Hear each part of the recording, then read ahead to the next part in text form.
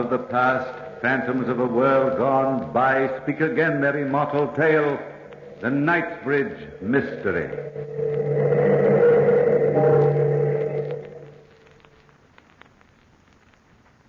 Saturday night, I killed Gardner. That's the incredible part. I killed him. It is sitting here next to me now. Sitting in his usual chair by the fireplace here at the old Knightsbridge Inn, acting as if nothing unusual had happened. How can a man be dead and alive at the same time? I remember the whole thing so clearly. It was just 2 days ago. 2 short days ago. Last Saturday, to be exact. Gardner's a landowner and had just collected his rents. The banks were closed, so he hid the money in his room here, and his room is next to mine. And it was all so easy. It was raining that day. Yes, it was raining hard enough to drown out the screams of a man being murdered. Gardner, Professor Nelson, and myself were sitting around the fire, just as we're sitting now. And I needed money.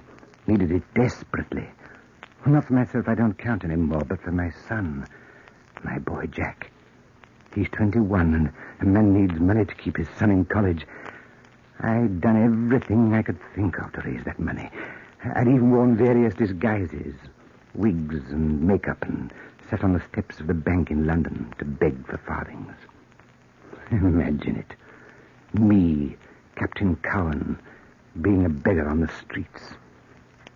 And Gardner was rich, fat, rich, and alone. Nobody would miss him. That is, nobody but his fat, sleek cat. And I had my son, my boy, Jack. I remember everything that happened that Saturday night.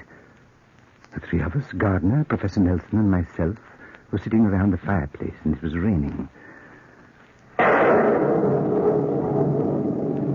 Nasty night, isn't it, Mr. Gardner? Yes, quite nasty, Professor Nelson. You know, I don't see why you scientists don't do something about the weather. Well, many men have thought about that very thing. Thinking. Oh, they ought to take action. Thought is idle. Action brings results. Oh, think me if I haven't coined an epigram. Yes. They were talking about the weather, and I was thinking about killing Gardner. He had to die. That was obvious. And soon, too. But how? And who would be the scapegoat to hang for the deed? Somebody would have to be. Somebody. But who? I couldn't have managed to go downtown in this rain even if the banks had been open today, blast it. Oh, it's confounded uncomfortable keeping large sums of money about you because of a conspiracy between the weather and the Bank of England. Well, surely the money is safe enough here, Mr. Gardner. One would think so, but you never can tell.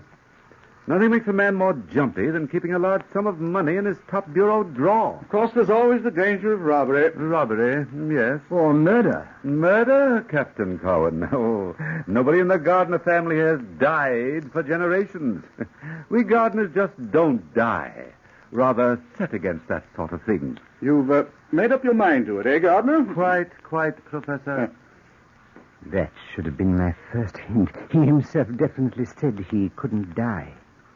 Yes, he said it then, but I thought he was joking. Nobody ever knew whether he was joking or not. He had a dry, soft way of joking, but I didn't realize that then. I just sat there when the door opened and the chambermaid came in to tidy up. I was hoping that everybody would remain quiet so I could think the whole thing out. But she came toward us and... Anything I can do for you before I retire for the night, Professor Nelson? No, nothing, Barbara, nothing. Mr. Gardner? No, thanks. Girl, get your rest. You, Captain Cowan? Yes, as a matter of fact, I've got to get on to London tonight. Tonight, Captain, in this weather? Yes, Mr. Gardner, important business. So if it's not too much trouble, Barbara, you might tell the hostler, Mr. Cox, to saddle my horse. I ain't going down to the stables to see Mr. Cox, Captain. He ain't a man, Dan Cox ain't. He's a beast, he is. Come, Barbara. Poor Dan Cox is no beast. He's an unfortunate victim of an accident, which has reduced his mentality to that of a small child. Child, is it, Professor? He's an idiot. He'll murder a human someday, he will. Oh, it's not that bad, Barbara. Why, you're the last person I'd expect to speak decent of him, Captain. He don't like you. He says he remembers you from somewhere. He don't remember, though. And I says to him, not to talk about a fine gentleman like you, I says. Now, there ought to be a hospital for the mentally unsound. Not only for idiots like poor Dan Cox, but for men whose minds are warped and twisted.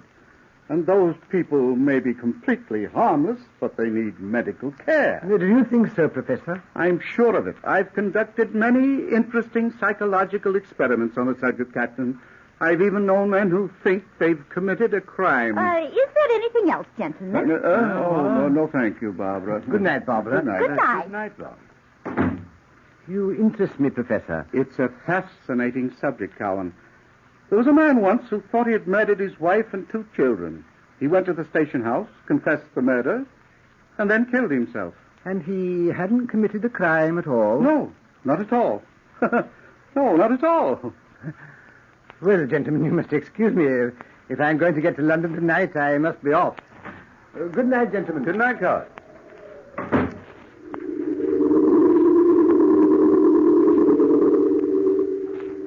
I shut the door behind me, very casually, just as if I really were going to London. I walked to the stable through the heavy rain. You see how clever I was? And they thought I was going to London, and they didn't even suspect that Gardner was going to die. The dark, rainy night was perfect for the murder, and Daniel Cox appeared to me to be a likely victim for the law. He was an idiot, a poor fool who would be completely helpless in my hands, and the townspeople would obviously believe anything against Dan Cox. I knocked on the stable door. Dan Cox! Dan Cox! Hello, Dan. I came down to visit you. Did you? Mind if I come in? In here with me and the horses? Cox, you like me, don't you? I like everybody. Everybody I like. Me and the horses. I saw you once. Somewhere. But where, Captain? Where? You're imagining things, Cox. I've been looking at you, Captain Cowan, trying to remember. I've never seen you before I came to this inn, Cox. Didn't you now? Didn't you? I wonder whether... Well, I didn't come here, Cox, to argue. I came down here as a friend to ask a favor. Favor, Captain? You like this one, Cox. Barbara sent me down here to ask you to do her a favor. Barbara did? Barbara? Pretty Barbara. Yes, she is, Cox. And she likes you. She told me that she wouldn't trade all the fine gentlemen at the inn for you. For me? Nobody likes me. Why, you misjudge yourself, Dan Cox. She asked me to get her a lock of your hair and a piece of your coat as a going-away gift. Is Barbara going away? Yes, day after tomorrow. She's leaving the inn for good. A lock of my hair and a piece of my coat. I know. Women are funny. Hard to tell what they're thinking. Well, will you give it to me? Are you lying, are you? Here, take my pocket knife. Here, you can snip it off yourself. Thank you, Captain. Thank you.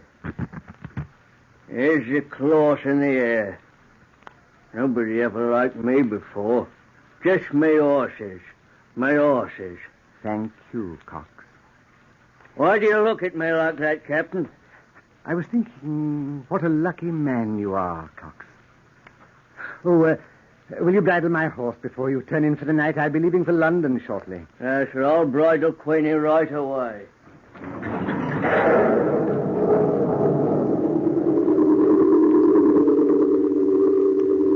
I walked back to the inn to say goodbye in case anyone was around. I had thought the whole plan out so carefully. Now I had evidence. The kind of evidence police officers look for. A piece of Cox's coat was to be found on the edge of Gardner's bed, and the lock of Cox's hair in the dead man's hand. That's circumstantial evidence. The plan was working perfectly. I walked briskly to the door, opened it, and Professor Nelson was sitting by the fire looking into the flames. When I walked in, he started suddenly. Haven't you left for London yet, Captain Coward? Not yet, Professor. Where's Mr. Gardner? Oh, he took his cat with him and went up to bed. He was tired. Won't you join me by the fire? Some other time, Professor. But tonight I'd better start if I'm ever going to get there. Oh, yes, indeed, yes. Oh, midnight. Oh, I must be tired. My reflexes work by the clock, sir. Definitely by the clock. I think I'd better retire myself. Oh, well, Captain, pleasant journey. Good night. Good night. Oh, why don't you sleep here and wait till tomorrow, sir? Traveling's difficult in this weather. Sorry, I have important business in London, Professor.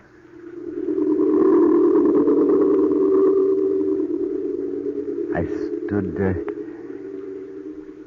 in the living room, watching the old scholar slowly climb the stairs. He walked slowly, refusing to be hurried. And then I heard his door open and close. And I knew he was in his room. Then I waited for a short time and started to creep up the stairs to my room.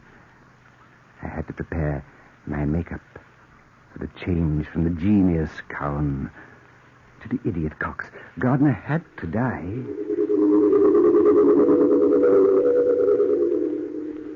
In less than a half hour, I had completed the transition. I stood in front of the mirror looking at myself. I'd done a good job. That I knew. The disguise was perfect. I was no longer Cowan. I was Cox, battered, bulbous nose, and a raggedy coat and dagger.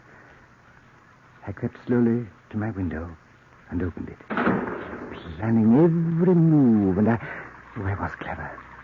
So very clever. Then I crept carefully out on the ledge. Gardner's window was open and barely 4 feet away. I moved slowly over the ledge like a cat in the night, step by step. The panel was slippery from the rain, and the night was dark. Dark. I could hear Gardner's heavy breathing as I crept through his window to his room. He was asleep. And there was no moon in the sky this night to give me away. I walked slowly to his bedside, dagger upraised, and then... Oh, the cat. I'd almost forgotten his fat, sleek cat. Oh, I'd forgotten that mewing, spewing cat. But I was clever. I worked faster. Right to Gardner's bedside, and then I plunged dagger. The knife... The knife went in deeply.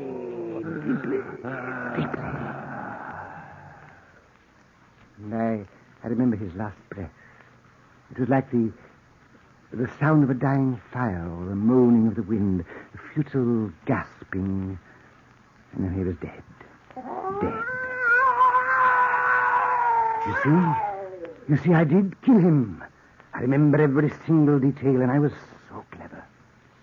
So very clever. I remember my cleverness. I killed him. And yet he's alive. Gardner's alive. Sitting here, next to me.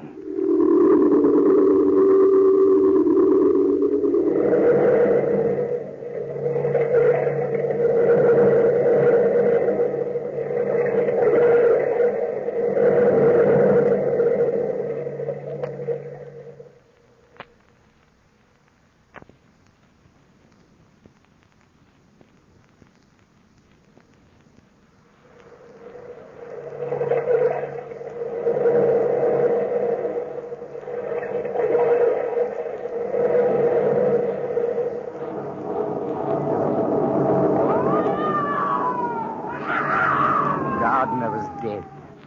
I stood by his bedside and pulled the knife out of his heart. I placed a piece of Cox's coat on the edge of the bedside and a piece of his hair in the dead man's hand. Then ruffled up the bedclothes and started my search of the room. I opened the drawers, the closets. Every single hiding place possible was combed for the money. I heard footsteps outside the door. Did I hear somebody scream out? Is anything wrong?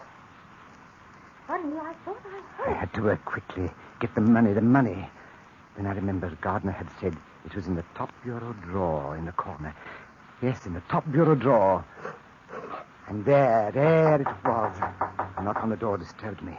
Mr. Gardner. Mr. Gardner. Did you call me? I didn't know what to do. Answer and pretend I was Gardner. That seemed logical and clever. I strained my voice and called out. Oh, yes, Barbara. What do you want now, girl? I heard someone scream, and I thought that beast Cox was in your room, Mr. Gardner. No, everything's all right. Good night, girl. Good night, sir. I had to get out of there as soon as possible. Back to my room. Out of the window, over the ledge. It had stopped raining. And the moon was coming out. A bright, full moon. It outlined my shadow on the ledge. Then I remembered my own cleverness. If I was seen, they wouldn't see me. They'd see Cox, the half-wit Cox. I climbed in my window, clutching the money. I thought for a moment I'd seen someone on the lawn watching me.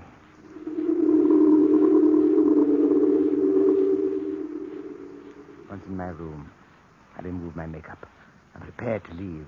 With one clean stroke, the murdering Cox had disappeared. I was Cowan again. I opened the door to the hall.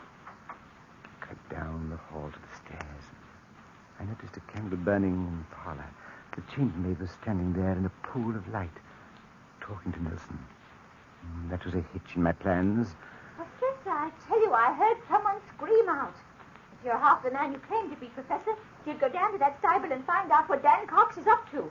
It ain't no good, I'll tell you that. Go back to bed, Barbara. Whatever Cox is up to, it can't be very dangerous. Go to bed, my dear. Good night. Good night, sir. Nelson started up the stairs. I had to hide, but where? The stairway was dark. I pressed myself against the wall into the shadows. Nelson came closer and closer. He was close enough to touch me. I could only pray he wouldn't look my way when he turned on the landing. There's somebody up here. That silly woman is getting me all aflutter. Then he continued on upstairs. The girl stood in the middle of the parlor, and I was trapped. My heart beat wildly. I crept on down the stairs to listen. Who is it? Who is it? Barbara. Oh. Pretty, pretty Barbara. You understand me, you do. You can help me. What are you doing at the inn, Dan Cox? Go on, get back to the stable. You like me, don't you? No. I had to see somebody that likes me. Yes, I had to, 'cause Get away from me. Get away from me, Cox. I ain't going to hurt you. Not hurt pretty Barbara. Let go of my arm. Let go, Cox. Barbara, pretty Barbara. I ain't two people, am I? I ain't two people. Beast, you ape. I saw myself standing on the ledge tonight, and I know myself by my nose and my hand. Let me go, It was Cox. me, standing on the ledge, looking down at me, standing on the grass near the end. Two people. They both can't be me. I'm not one. I'm two, yes. And it don't make sense. Let me go. Cox, let me. Take your hands off my You're throat. pretty, Barbara, Oh. pretty. Oh. Barbara. Barbara. Dead. I must be dreaming. That's it. Dreaming. I'll go back to the stable and go to sleep. And when I wake up, this won't have happened. I've been dreaming all along. Else, how could I be sitting on the ledge looking down at me, sitting on the grass? I'll go back to the stable and wake up. The idiot had fallen into my trap, and I was pleased, so pleased. I moved very carefully, very slowly, creeping to the parlor, and I stopped. I looked at the still body of the girl, at the death-like quality of her face, and knew Cox would hang for a double murder. Yes, a double murder. That was fortunate for me. I opened the door, and the moon shone fully upon me. I hurried across the gravel path to the stable. My only thought was to get to London, to get to my boy, to my son, to Jack. I knocked on the door and called, "Cox! Dan Cox!" I look asleep, Captain? You look as if you might have been sleeping, Cox. Come, man, where's my horse? Your horse? What horse? Queenie. Is Queenie saddled? I must be dreaming. I am asleep, ain't I, Captain? Because if I was awake, I couldn't be on the ledge and on the grass at the same time. Do I have to get my horse myself, Cox? I killed a woman, Captain. I killed her. Why am I two people? I killed her, and it's your fault, Captain. It's all your fault. I hate you. I hate you. What you talking about, Cox? You don't know, do you? No, you don't know. You told me she liked me. You said she wouldn't trade me for all the fine gentlemen in the inn. You said, and you lied. Because she hates me. Are you insane, Cox? Do you think anyone would believe that story, the story of an idiot? Idiot? I'm not an idiot. I had an accident a long time ago. A funny accident. And sometimes I can't remember. Sometimes I... Stop it, Cox, and get my horse for me. Sometimes I can remember clear. Like sometimes I can remember who you are. And then again I can't. And you made me kill her. And it's all your fault. Fool, I'll teach you a lesson you'll never forget. Get out of my way! I'll saddle my horse myself.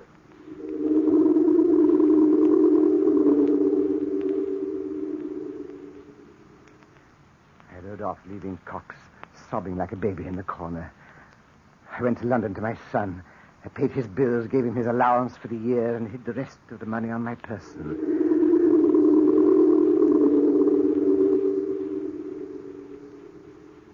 And then, this morning, I returned to the inn and found this. These men sitting here at the Old Knight's Bridge Inn, chatting gaily. Barbara was serving them tea as if nothing had happened. Nelson and Gardner asked me to join them by the fire. I sat down here, puzzled and confused. I know I killed him. I saw him die. And they started to talk. They've been talking for a half an hour like this, and I can't stand it anymore, just sitting here waiting. What's the matter with you anyway, Captain Cowan? You've been quiet as can be ever since you came back from London. Yes, hasn't he? Amazing, isn't it? I took a trip to London myself Monday morning, but I didn't come back in a sad mood. London cheered me. Yes, I had got rid of that confounded pack of money I was carrying around. It had me blasted nervous. Yeah, I can well imagine it did, Mr. Gardner. I hear you're in for congratulations, Captain Cowan. Congratulations. Yes, we heard you'd won a packet of money in the Irish sweepstakes, almost £500. I didn't win money in the sweepstakes. I didn't. Oh, nonsense, Captain. Don't try to keep that from us. What are you trying to do to me? Drive me crazy? Drive me insane? I didn't win money in the sweepstakes. You're supposed to be dead, Gardner. Dead. You understand? I went to a lot of trouble to kill you. Yes, and I killed you with my own hands. And stole the money. And Barbara was dead, too. Cox killed her. You've got to believe me. I disguised myself to look like Cox, and I killed Gardner. Yes, I killed him. You're dead, Gardner. And the dead can't rise from the grave. They can't. They can't. Answer me. Don't stand there looking at me. Answer me. Professor! Professor, tell me the truth. Yes, Captain Cowan, I'll tell you the truth. Barbara was not killed that night. She was merely frightened and fainted. But you murdered Mr. Gardner by your own confession. You'd planned a perfect crime. A crime so perfect that Cox might have hung for Gardner's death if it hadn't been my little experiment. Experiment? What experiment? A psychological experiment, Captain. You see, I looked up your record and found out that you were an old vaudeville actor and specialized in character parts. That's where Cox remembered you from. You were on the stage the day he had his accident. So I played your own trick back on you. The only way we could get you to admit your crime was to bring Gardner back to life. This gentleman is not Mr. Gardner. He's just an actor, cleverer at makeup than you ever were. No, Captain Cowan, I wouldn't try to escape. Your confession has been taken down, and the inn is surrounded by the police.